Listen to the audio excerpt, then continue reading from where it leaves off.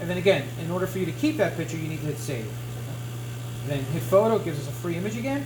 And now you have Stigmator 1 and Stigmator 2. Stigmator controls, I'm going to move mag up a little bit, move that over just a hair, and go back on my focus window in here. So I'm going to focus this. I'm going to hover the trackball over that, and I'm going to focus it. See how it just got out of focus? And you see I'm moving my trackball into focus, out of focus. So I'm going to go back into focus, and then I'm going to come into my Stigmator window. I'm going to left click, and I'm going to right click to make that fine, to make that red. See if I left click, it's blue. Yeah. I want it to be red. And I'm going to adjust this slider, and see how I get it out of focus, and then back in through focus. And so not only do we have to focus the beam, but we have to make sure that the beam is coming down the column in a circular configuration. So basically, when you focus the beam, it spins the beam down like a cone to hit the sample surface. Well, the beam should be oval. Sometimes it's going through oblong. Yeah. And what the Stigmator coils do is they make sure that it's oval when it's focusing through. But Stigmator doesn't really change that much. So basically what you're going to be really playing with is focus, but every once in a while it's good to check the stigmation. And then back out of our focus window. And so rotation, gun alignment X, gun alignment Y, contrast, brightness, stig 1, stig 2, and focus. Vac and vent. These two features you can't access as long as the beam is on. So if I want to vent the SEM, I basically have to go turn the beam off. Beam is off, and now these two features become active. So if I was to hit vent, it would vent the chamber, and then if I hit evacuate, it'll pump the chamber back down again. I'm not going to do it right now because we just did that. So I'm going to go back in through, I'm going to hit run because we're ready to run. So let's run again, we didn't change anything. And the beam is going to come right back up again. So the beam is on again, exactly where we left off. And it came back into focus, it came back into stigmation, it came back in everything perfect, which is great.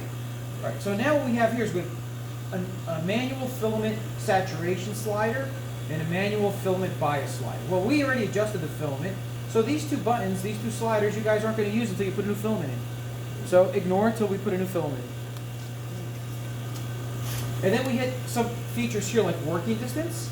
See where it says working distance 11.5? Well, there's values of working distance that I could change, but realistically that's focal point working distance. So what I want to do is, let's say if I wanted to, I hover my mouse over here to look at my stage program. So let's say if I change my Z here, if I change my Z from 10, let's say to 9. Well, let's just move the stage up a millimeter. So now my working distance here didn't change, it stayed at 11 because what I did was I moved the stage up, now I got to change my focal plane, and now the working distance will change. So I open the focus window, and I hit focus, and I'm going to move my slider to the right, because to the right means it's closer.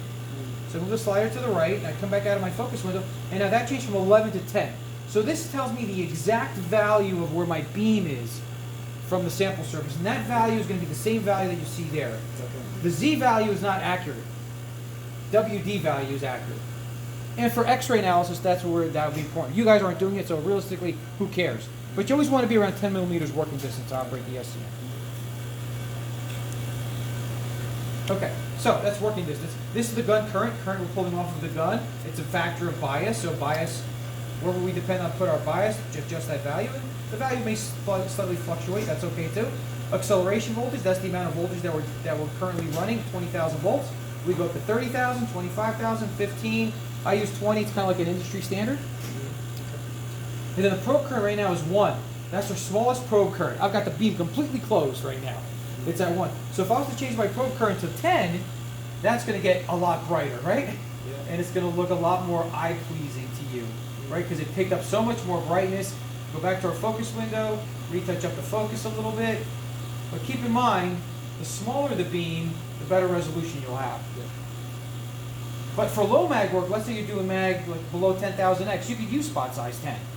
Realistic, because this basically that's a spot size. Yep, that's a spot size, exactly what it is. Probe current spot size. Because at lower magnification, it's going to make everything look really, really nice. Like if I change my probe current to 13, right, it's even brighter. I lower my contrast. It just allows me to lower the contrast. So now when I take this image at low mag, I'm going to see all this background. It's going to look just really, really nice, right? Cracks in the carbon paint, right? Yeah. It's going to look a little bit different. We'll save this picture too, just to show you the difference, how it looks between this and going to spot size of 1. I'm just going to switch this back. I'm just going to save, so it's saved that. So let's come back out of photo. I'm just going to go back here, probe current. I'm going to click on that and go right back to 1 again. It's going to make things a lot darker, right? And so I'm going to bring up my contrast just to make it eye-pleasing again. Take another photo, and we're going to compare the two photos. You take a look at, which, this doesn't look bad either. I don't know, the lens on this microscope is so good. I mean, I usually leave it the probe current at the lowest value. You don't even switch around. Yeah, it's very easy to use. Let's save that. So if we're going between this picture and this picture, see a lot more brightness there, right? That's with the spot size open at 13. This is spot size 1. But we have there's no indicator. Oh yeah, there's a probe. Yep.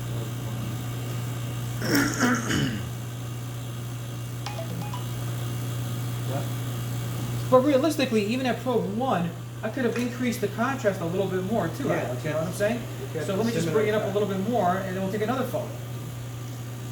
Basically, just leave it. Maybe pretty much leave it at probe 1. Probe 1 is what I just use that all the time, just because it gives you so much signal to begin with. Now, if you have an X-ray system, we say, okay, we're going to adjust the probe current to get more X-ray counts, but realistically, we don't need to do that. So let me save this one too. And so this may be a little bit of a better save. So let's take a look at And I'll this. send you the Probe link current 1. to all the Here's videos on the YouTube channel. 1 to 13. That Is way there that you much of a can difference, refer Alex? back to reference. I'm looking at it like more this. contrast. A little bit more contrast, right? But we can still add a little bit more contrast too.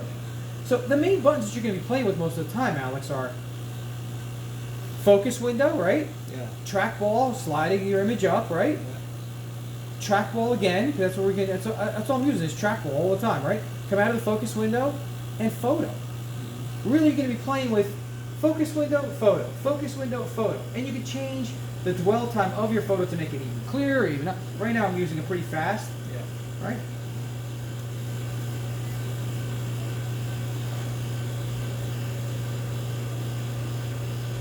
And this thing's amazing as far as the anti-vibration. We're sitting on its own springs. Yeah, and I'm touching it. Yes. Yeah, it's really good. A lot better than the table we had at our office. Yeah. So one thing though, right now, this is secondary electron mode, right? Yeah. So we're SED. So if we want to go to backscatter, that's this mode right here. So we just click on that. It's just a one button operation. We just switch to backscatter, the SED. 4 channels, 1, 2, 3, 4. It's a 4 quadrant detector. The detector looks like this.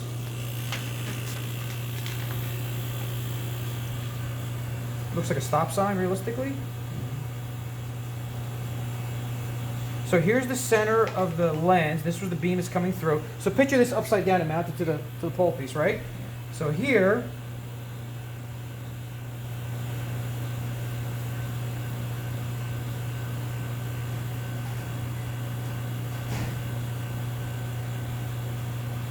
channel 1, channel 2, channel 3, channel 4. So if we turn this diode on, we'll get this topography, this shading. If we turn both of these diodes on, we'll get 2 different shading. If we turn that diode on with this diode, different shading, all formed together, give us the best topography we can get as far as phase differences. All right, so right now, I changed this to backscatter. The image kind of went away a little bit because backscatter is picking up primary electrons instead of secondary. Yeah. So now we need to add more probe current. We need to open up the beam a little bit. So we're going to go back to our probe current. It's opening up to like 14. And now it's going to give us that high contrasty backscatter image. Let's lower the contrast just a little bit. And now if I acquire this, if I do photo on this, we're going to see different for particles of dirt. They're going to look totally different. Contamination, right? Yeah. Contamination, contamination, contamination, right? So it's picking up all sorts of particles that we didn't see before because in secondary you don't see them. Right. So backscatter gives you a whole different look at it. And what's the third option? Third option is STEM. It doesn't apply to a cube. Yeah. Yep. Yep. One day, that's your TEM. Yeah. JB's working on it. Okay. JB's working on it. All right. So anyway, so back to secondary. Just click on secondary, and that it's going to get super bright, right? Because secondary is just bright as anything, right? But everything looks a lot different in secondary. We're going to change our probe current back to 1. That's what I like using. And then back to, but you guys could use whatever probe current you like. You know, have at it. So it has another really interesting feature here. So that's how we took a picture. So it's called auto imaging. So for instance, let's say I like starting at a little bit of a higher mag for auto imaging. So let's start at this mag right here. Let's open the focus window, and let's let me just focus on that a little bit better. Maybe somewhere right around there. We are pretty high. We're 25,000. So if I click on auto image, it says okay. It's gonna give me a menu. It's gonna say from list. We're gonna make a list, and I want to take an image at 20,000. Whoops. Can we change the map? Yeah. Oops. Automation. Yeah, so you can program up to 10, is it 10? I think it's 10 different 10 mags. different magnifications. And it'll go to each of those mags, take the picture, save it, go to the next one, take the picture, save So let's it. go Actually, 20,000. 13 different. Let's go 10,000. Start from the highest, work to the lowest, Let's go because that's where you 5,000. have to Yeah. focus at Yes. your highest. Let's go 2,000. Let's go 1,000. So I just gave it a job to do, right? And I told it I want to do all this from the list. So all I need to do now is go hit photo, move this out of the way, put them up there. So it's going to start with the first picture that it saw, which was 25,000x. And now it's going to go and do exactly what I told it to do.